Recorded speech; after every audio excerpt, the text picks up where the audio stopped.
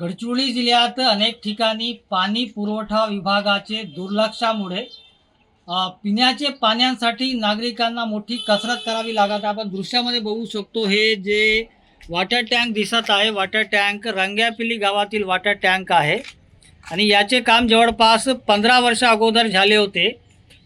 15 वर्षापासून हे water tank सुरूच नाही झाले. पाईपलाईन टाकण्यात आली, चांगली पाईपलाईन टाकण्यात आली, परंतु पाईपलाईनमध्ये पाणीच आला नाही. अशी गंभीर परिस्थिती या गावातील आहे आणि मोठा गाव आहे. या गावाचे दृश्य आपण बघू शकतो कशा प्रकारे मोठा गाव जे आहे ते या ठिकाणी आहे. जवळपास 400 ते 450 घरं या गावामध्ये आहेत आणि या गावातील नागरिक जे आहेत हातपंप किंवा विहिरीतून आपल्या उदरनिर्वाह करीत असतात पाण्याच्या.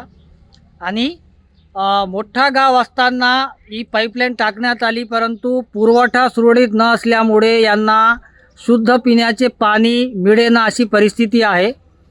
सध्या गावात विद्युत पुरवठा आहे, विद्युत पुरवठा नियमित असतो, परंतु पाणी पुरवठा विभाग व जिल्हा परिषदेचे दुर्लक्षतेमुळे हे वॉटर टँक जे आहे ते सुरू करण्यात आलेले नाही. अजून किती वर्ष लागणार पाणी घरापर्यंत पोहोचण्यासाठी असा प्रश्न स्थानिकांना पडलेला आहे.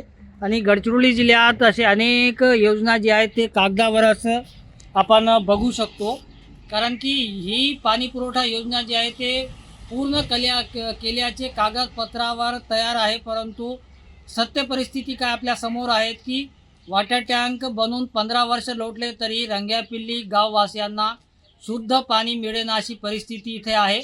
आणि नागरिकांची समस्या जिल्हा परिषद किंवा जिल्हा प्रशासन समजून घ्यावे अशी मागणी स्थानिकांची होत आहे. कॅमेरामॅन सोहेल पठाण सोबत मेमडी इरफान, TV9 गडचिरोली.